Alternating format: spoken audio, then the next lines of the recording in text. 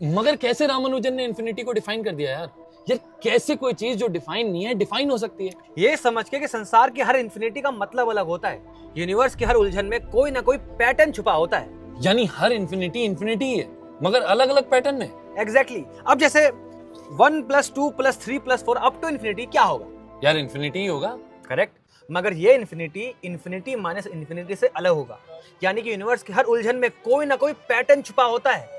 और यही बात रामानुजन ने J.H. हार्डी को समझाई थी। रामानुजन, ये महज पागलपन है कि तुम उलझन को एक नया रूप देना चाह रहे हो। मिस्टर हार्डी, संसार में बहुत से उलझने पहले से ही हैं और हर केओस दूसरे केओस से अलग होना चाहिए। मैं बस यूनिवर्स के चेहरे से नकाब उतारना चाहता हूँ।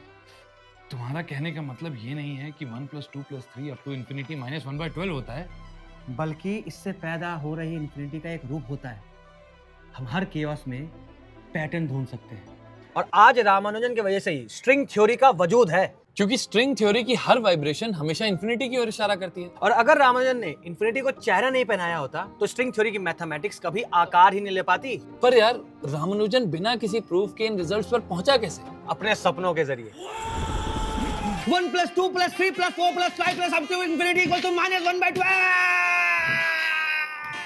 पर ये पॉसिबल कैसे है यार? सपने ये राज कैसे बता सकते हैं? शायद वो सपने थे ही नहीं, शायद वो यूनिवर्स की बातें थी जो यूनिवर्स रामानुजन के मुंह से बुलवा रहा था। क्या बकवास कर रहा है यार? कोई सेंस है तेरी इन बातों की? सेंस तो इन्फिनिटी को वैल्यू असाइन करने में भी नहीं थी, मगर रामानुजन के सपनों ने करवा दी।